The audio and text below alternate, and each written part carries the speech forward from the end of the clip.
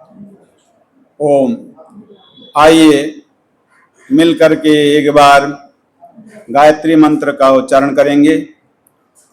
ओम भूर्भुवः स्वाहा तत्सवितुर्वरेण्यं भर्गो देवस्य धीमहि धियो यो नः प्रचोदयात्।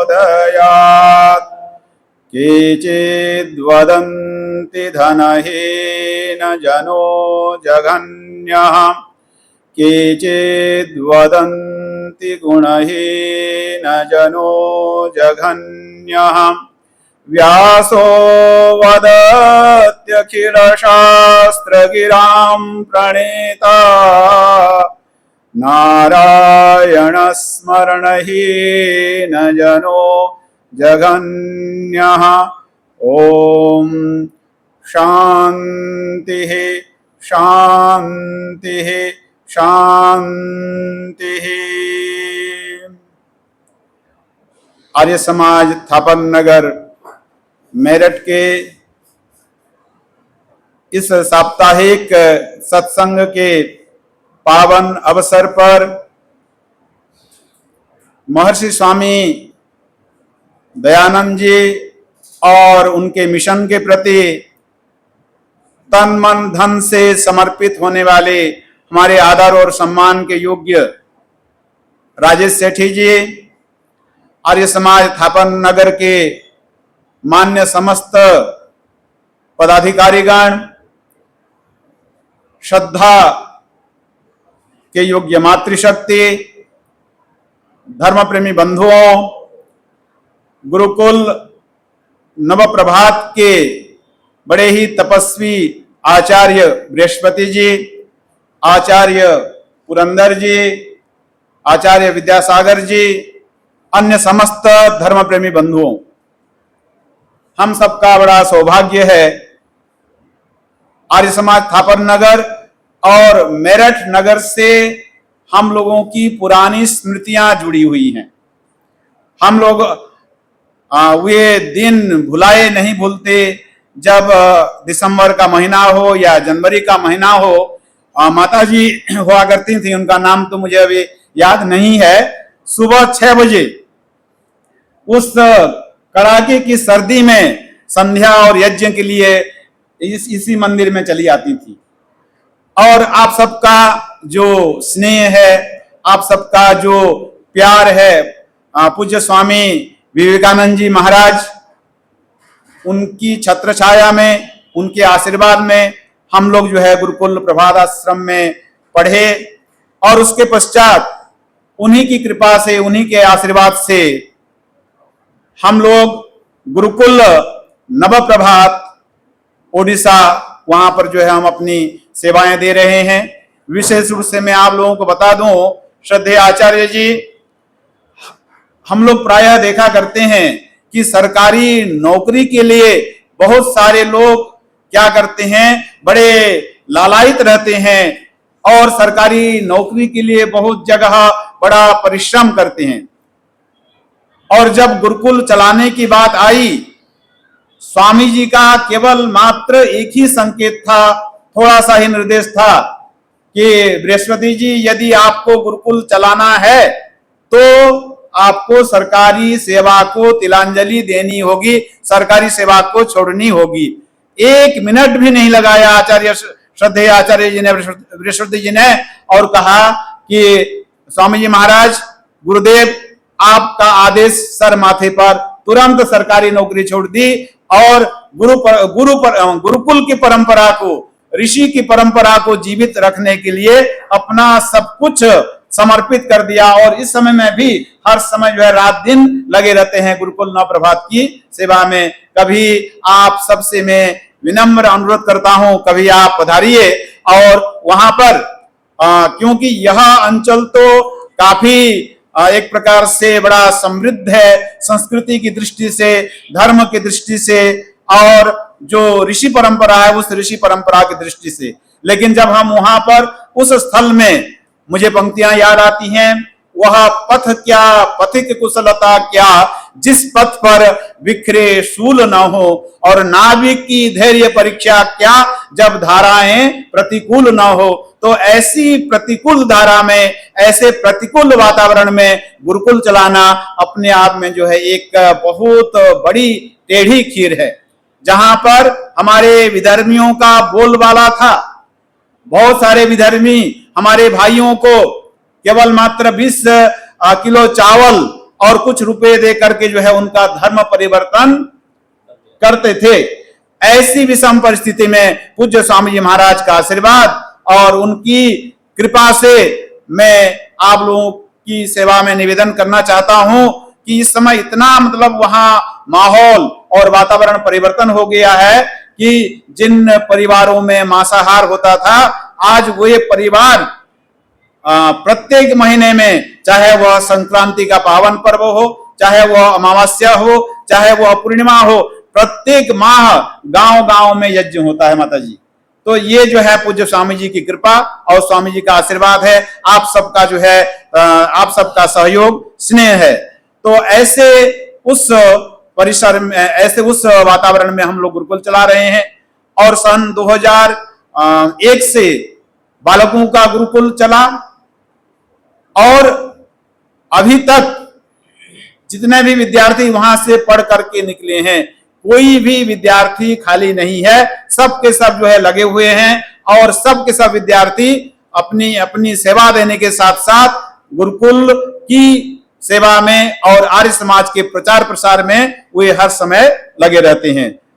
कोई भी विद्यार्थी आज तक फेल नहीं हुआ है। सारे के सारे जो है प्रथम श्रेणी या सर्वप्रथम विश्वविद्यालयों में या महाविद्यालयों में वे या तो सर्वप्रथम स्थान प्राप्त करके स्वर्ण पदक लेकर के उत्तीर्ण हुए हैं, या प्रथम श्रेणी में उत्तीर्ण हुए हैं। आज तक कोई भी विद्यार्थी अनुत्तीर्ण नहीं हुआ है। इतना ही नहीं, अभी 2011 से कन्याओं का गुरुकुल चला। तो कन्याओं का गुरुकुल वहां के लिए, क्योंकि कन्याओं की जो व्यवस्था होती है, उनकी हर प्रकार की सुरक्षा, हर प्रकार की सुविधा।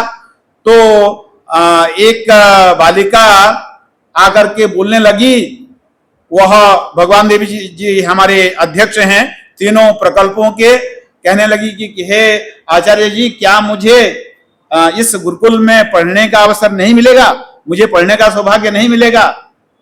तो वह आचार्य जी बोले कि नहीं बेटी, यहाँ तो केवल बालकों को पढ़ने की सुविधा है, बालकों के लिए पढ़ने की सुविधा है।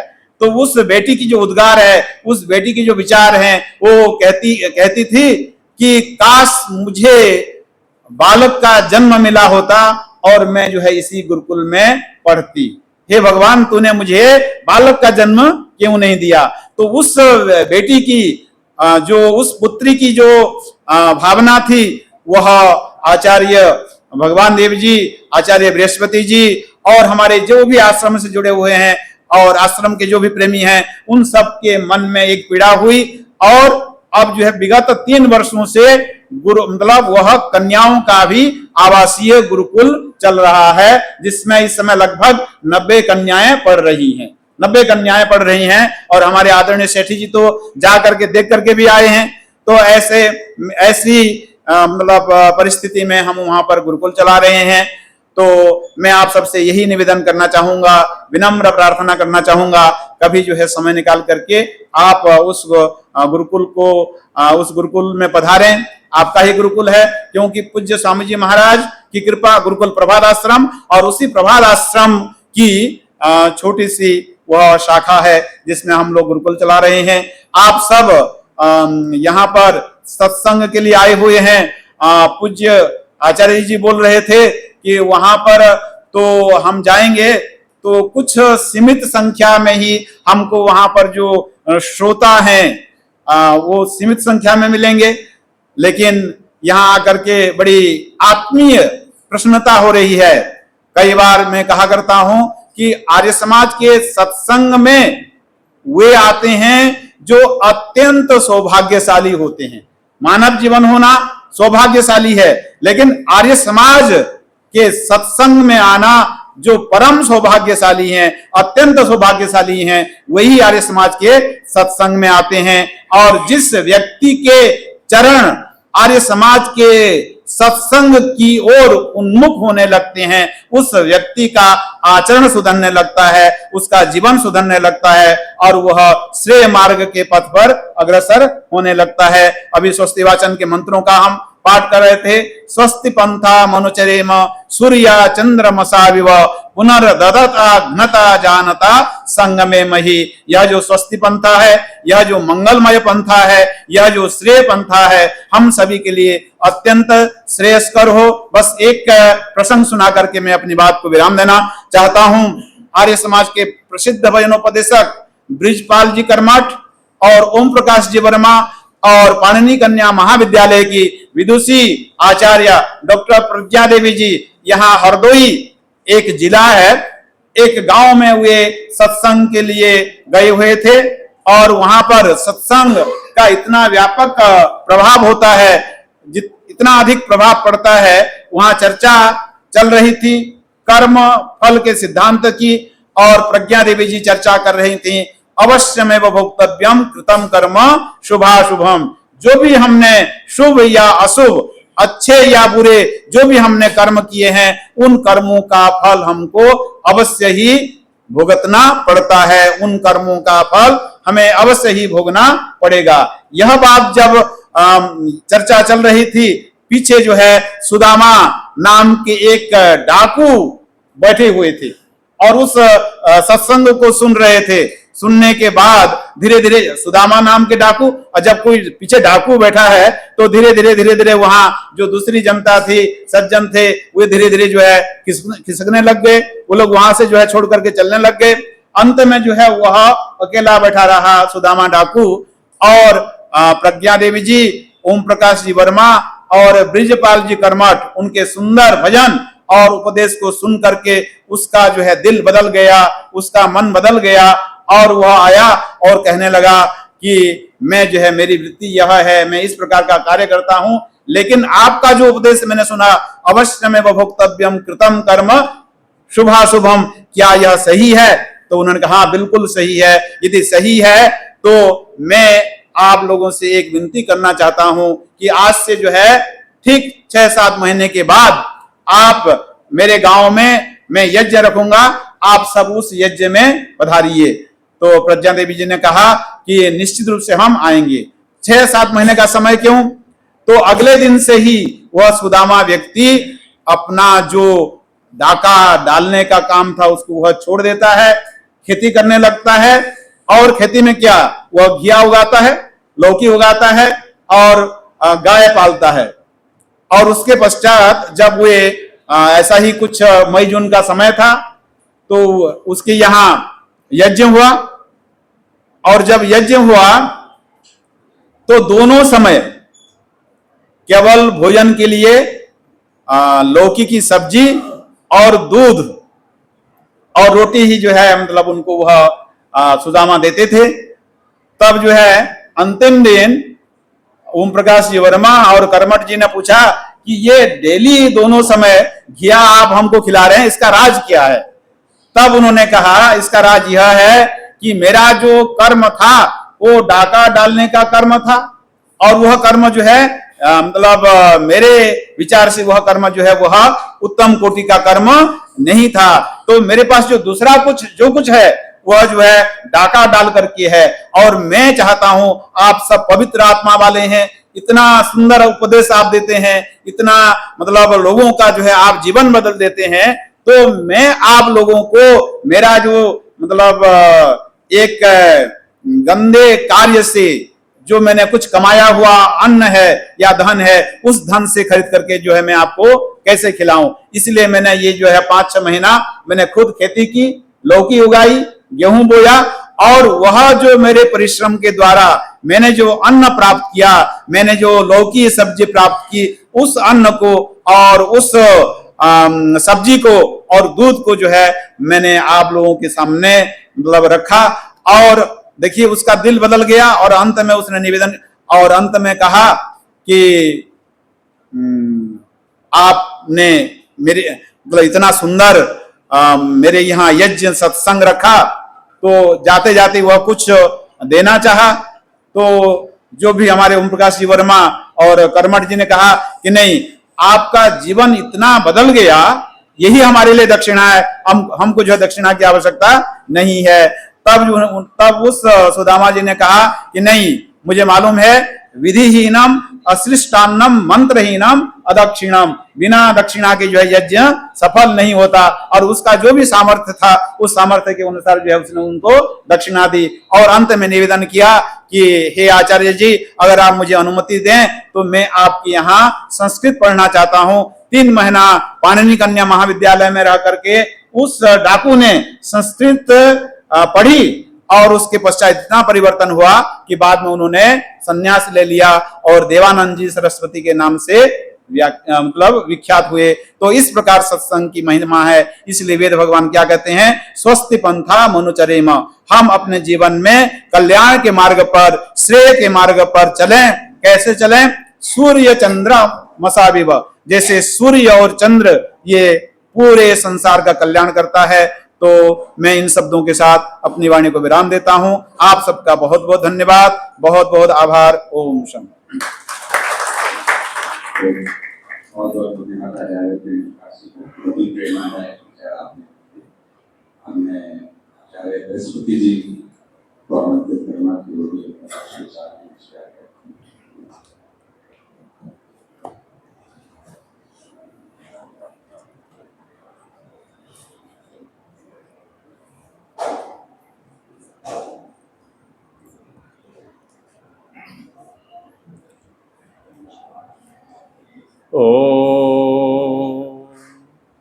हिरण्मयेन पात्रेण सत्यस्यापि हितं मुखं तत्त्वं पूषन्नपावृणु सत्यधर्माय दृष्टये। ओम शांति शांति शांति। ओम। इस अवसर पर पधारे हुए यहाँ उपस्थित समाज के यशस्वी प्रधान श्रीमान सेठी जी, मान्य मंत्री जी, सभी पदाधिकारी वृंद, श्रद्धामय पवित्र मातृशक्ति, समाज के आचार्य पुरोहित जी, हमारे स्नातक बंधु आचार्य प्रेम प्रकाश जी, आचार्य पुरंदर जी, आचार्य विद्यासागर जी, सभी लोगों को सादर नमस्ते। बहुत सौभाग्य की बात है कि आज हमें यहाँ उपस्थित होकर सत्संग में कुछ चर्चा करने का सौभाग्य प्राप्त है। जैसे कि आचार्य कह रहे थे, हम लगभग 72 साल में यहाँ पर आए थे। हमारे उड़ीसा में इसी तरह की शिक्षा की व्यवस्था अच्छी नहीं थी, और गुरुकुल शिक्षा, वैदिक शिक्षा जो है वो तो बिल्कुल ही नहीं थे। वो शुरू हो रही थी उस समय जब हम आए थे। तब मेरठ के सभी आर्यजनों के पवित्र सहयोग से गुरुकुल प्रभात आश्रम के माध्यम से हम लोगों की शिक्षा दीक्षा पूरी हुई है। और यहाँ के पढ़ करके जाने के बाद हम उड़ीसा के जो पहले स्नातक थे, सभी लोग अपने अपने क्षेत्र में हम लगे हुए थे। और पूज्य स्वामी महाराज बीच में जा कर के बहुत बड़े बड़े 3-4 यज्ञों का आयोजन पूज्य स्वामी महाराज ने करवाया था। एक तो फुलवाणी डिस्ट्रिक्ट में, जो कि वहाँ पर 80% ईसाई रहते हैं, वहाँ पर एक यज्ञ हुआ था। और हमारे अंचल में भी 2-3 बड़े बड़े यज्ञ हुए थे। उसका परिणाम स्वरूप वहाँ पर हमारा जो नवप्रभात प्रकल्प है वो शुरू हो पाया, क्योंकि सभी तरफ यज्ञ वातावरण है। उधर 3 प्रकल्प हमारे चलते हैं, एक विद्यार्थियों का, ब्रह्मचारियों का, द्वितीय प्रकल्प कन्याओं का, और एक इंग्लिश मीडियम जो है वो भी बहुत अच्छा आगे बढ़ रहा है। लगभग 600 विद्यार्थी वहाँ पर पढ़ रहे हैं और उनके अनुरूप भवन इत्यादि हम निर्माण कर नहीं पा रहे हैं, इसीलिए इस साल और एक 100 विद्यार्थियों का एडमिशन होना था और रुक गया है, वो चल रहा है। और इसी तरह पूज्य स्वामी महाराज का आशीर्वाद हमारे वहाँ, वो जो आदिवासी अध्युषित अंचल है वहाँ पर पूज्य स्वामी महाराज का भरत हस्त है। और हमारे यशस्वी प्रधान जी अपने सहयोगियों के साथ पहुँचे थे आश्रम में, उनका पदरच पड़ा हुआ था। और कन्या गुरुकुल में जो यज्ञशाला आरंभ हो रही थी वो अभी वहाँ से यहाँ से जो गए हैं तो पूज्य स्वामी महाराज से के साथ थापर नगर से जो सदस्य वृंद मान्य प्रधान जी के साथ वहाँ से शुरू करवाया था अपने पवित्र दानों से। और भव्य यज्ञशाला निर्मित होकर के अब तैयार है। पिछले बार पूज्य स्वामी महाराज जा नहीं पाए तो उसका उद्घाटन नहीं हुआ, तो बहुत सुंदर यज्ञशाला बनी हुई है।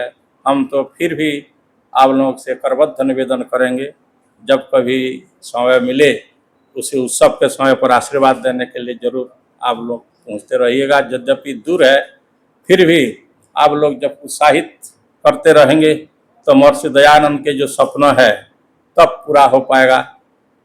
देश के कोने कोने में इसी तरह की संस्थाएं चलती रहेंगी। आप लोगों का तो आशीर्वाद हमारे साथ जुड़ा हुआ है। तो जैसे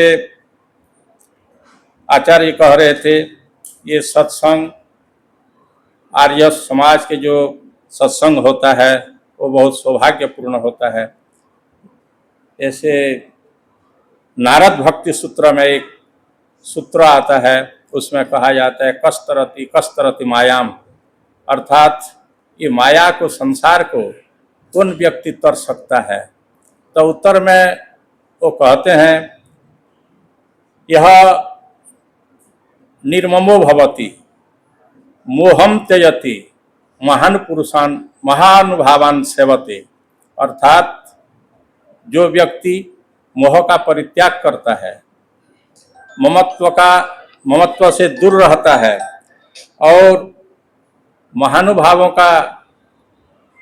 महानुभावों की संगति लाभ करता है, महापुरुषों की संगति लाभ करता है, वह व्यक्ति इस संसार को पार कर जाता है। तो इस सत्संग, ये यज्ञ के अंदर ये सत्संग आ जाता है, क्योंकि जयदेव पूजा संगतिकरण दानेशु, उसमें जो 3 अर्थ है यज्ञ का, जो 3 अर्थ होता है उसमें मुख्य अर्थ सत्संग ही होता है यज्ञ का। और यज्ञ हो रहा है इसका अभिप्राय यह है कि वहाँ सत्संग भी हो रहा है, बिना सत्संग के यज्ञ संभव ही नहीं है। तो इसलिए गीता में भगवान श्री कृष्ण कहते हैं यज्ञ दान तपः कर्म न त्याज्यम कार्यमेव तत् यज्ञ दानम तपश्चैव पावनानि मनुष्याणाम। व्यक्ति को यज्ञ, दान और तप, ये 3 चीज कभी भी परित्याग नहीं करनी चाहिए, क्योंकि यज्ञ दानम तपश्चैव पावनानि मनुष्याणाम। यज्ञ, दान और ये तप, ये 3 चीजें व्यक्ति को पवित्र करता है। तो ये आप लोग प्रश्न कर सकते हैं, ठीक है यज्ञ तो हम कर रहे हैं और दान भी कर रहे हैं अपने यथाशक्ति, पर तपस्या कैसे करेंगे? तपस्या का मतलब यह नहीं होता है कि हम सभी लोग जंगल को जाएं और जटाजुट बढ़ाएं और तपस्या करें, कोई पंचाग्नि तप रहा है, कोई कुछ कर रहा है, वो तप नहीं है। तप तो उसको कहते हैं द्वंद स्वहनम तपः, जो द्वंद्व को सहा जाता है, सुख दुख शीत वर्षा, ये सब उसको कहते हैं। और युधिष्ठिर यक्ष संवाद के प्रसंग में तप का लक्षण कहते हैं, कहा गया है तपः स्वधर्मवर्तित्वम, अर्थात यक्ष का उत्तर देते हुए महाराज युधिष्ठिर कहते हैं तपः किम लक्षणम प्रोक्तम, तपस्या किसको कहते हैं? तो तपस्या का तप किसको कहते हैं, उसका उत्तर देते हुए महाराज युधिष्ठिर कहते हैं तपः स्वधर्मवर्तित्वम, अर्थात अपने अपने धर्म में बर्ताव करना। धर्म का मतलब क्या होता है? अपना अपना कर्तव्य का पालन करना। कोई आचार्य है, अपने कर्तव्य निभाने में 18 से 20 घंटा लगा रहा है, कर्तव्य पालन कर रहा है, उसकी तपस्या वही है। जंगल जा करके तपस्या करने की कोई जरूरत नहीं है। कोई गृहस्थ है, अपने बच्चों को आगे बढ़ाने के लिए, परिवार को आगे बढ़ाने के लिए, अपने जो भी उसको तपस्या करना पड़े, जो भी उसको लिए समर्पण करना पड़े, समर्पण कर रहा है, वही उसकी तपस्या है। कोई विद्यार्थी है, अपने कक्षा में अच्छे नंबर रखने के लिए ये 18-20 घंटा परिश्रम कर रहा है, उसकी तपस्या वही है। अर्थात प्रत्येक व्यक्ति अपने अपने कर्तव्य पालन करने में जो भी उनको समर्पण करना पड़े वो समर्पण करें, वही उनकी तपस्या है। तो इसलिए ये तपस्या व्यक्ति को यज्ञ, दान और तप पावनानि मनीषिणाम, ये 3 चीजें मनुष्य को सही प्रकार पवित्र करते हैं। इसलिए हम लोग परम सौभाग्यशाली हैं कि महर्षि स्वामी दयानंद जी के आदेश अनुसार हम कुछ ऐसे भी हैं जो दैनिक अग्निहोत्र हमारे बीच में हैं। दैनिक अग्निहोत्री न होने पर भी कम से कम हम लोग परम सौभाग्यशाली हैं, जो कि साप्ताहिक सत्संग में सभी लोग योगदान कर रहे हैं, उसमें आहुति प्रदान कर रहे हैं। ये बहुत बड़ी बात है। ऐसे हर एक व्यक्ति 3 ऋणों से ऋणी है और इस संसार में वैसे ही आते हैं। हर एक हम सभी लोग आए हैं ये ऋण से मुक्त होने के लिए। हमारे पर 3 ऋण हर समय रहता है कि ये देव ऋण, एक ऋषि ऋण, देव ऋण और पितृ ऋण। 3 ऋण हमारे पर है, जो कि वेद में ऋषि कहते हैं अनृणः अस्मिन्, अनृणः परस्मिन्, अनृणः तृतीय लोके अनृणः श्याम। हम लोग इस लोक में अनऋण हो जाएं, दूसरे लोक में अनऋण हो जाएं और तीसरे लोक में भी हम अनऋण होवें। अर्थात हमारे यज्ञ पवित्र में जो 3 सूत्र हैं, वो 3 सूत्र 3 ही लोगों के ऋणों से उन्नीत होने का ये हमें सूचना देते हैं। अर्थात यह इस लोक में हम ऋण कैसे होंगे? क्योंकि हमारे पर अनेक लोगों का सहयोग है, अनेक लोगों का उपकार है, माता पिता का उपकार है। तब यदि हम अच्छे गृहस्थ बन के अच्छे संतान यदि राष्ट्र के लिए देंगे तो हम इस लोक से अनऋण होंगे। हम अनेक लोगों के जो हमारे पर जो लोग हित कर रहे हैं, उपकार किए हुए हैं, अनेक लोगों का हमारे पर उपकार प्राप्त हुआ है, तो हम यदि दूसरों को उपकार कर रहे हैं तो हम इस लोक के ऋण से उन्ऋण होंगे। तो दूसरा क्या है? और दूसरा वो होता है कि अंतरिक्ष लोक है। अंतरिक्ष लोक वायु का स्थान है, वो देवता स्थानीय है। अर्थात हम जब यज्ञ करेंगे, यज्ञ के माध्यम से देवता लोग तृप्त होंगे, तभी हम उन ऋण से अनऋण हो सकते हैं। और तृतीय जो लोक है, इसीलिए देव ऋण बताया है। और तृतीय जो ऋण है वो है ज्ञान का, प्रकाश का, द्युलोक का।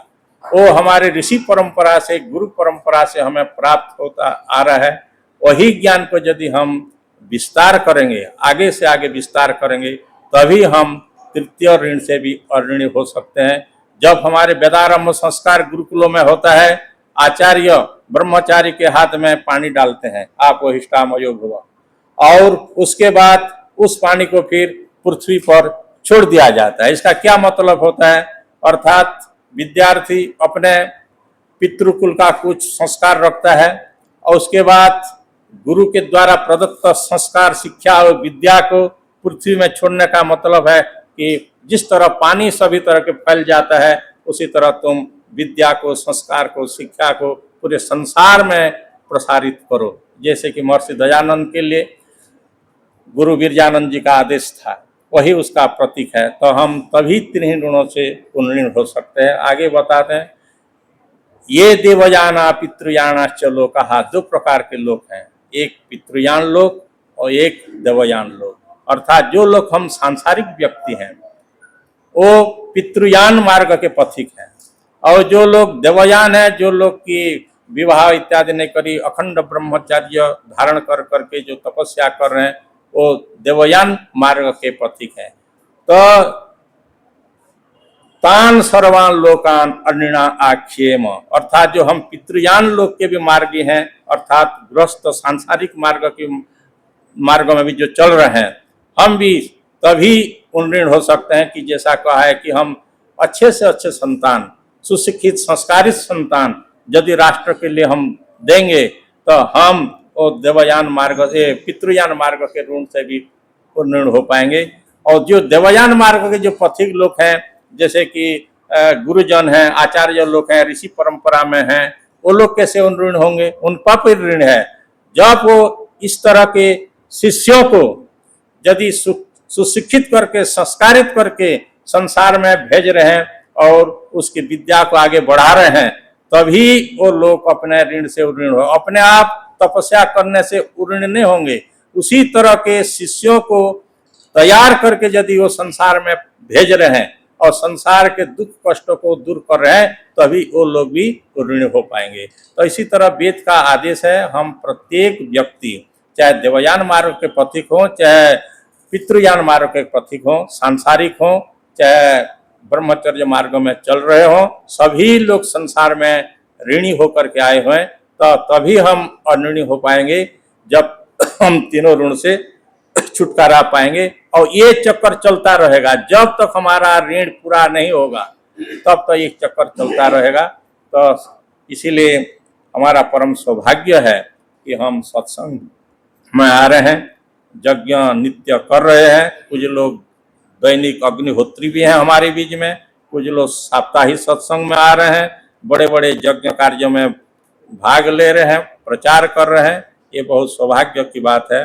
तो आज यहाँ आकर के इस स्थापन नगर आर्य समाज में हमारी पुरानी जो स्मृति है इसमें जुड़ी हुई है। कहीं हम समाचार पत्र में या कुछ में मेरठ का जब नाम सुनते हैं, वो मेरठ हमारा जैसे लगता है वहाँ पर रह करके। इसके साथ इतना हमारा जुड़ाव है। तो आज सभी लोग को प्रणाम करते मेरे वक्तव्य को विराम देता हूँ। नमस्ते।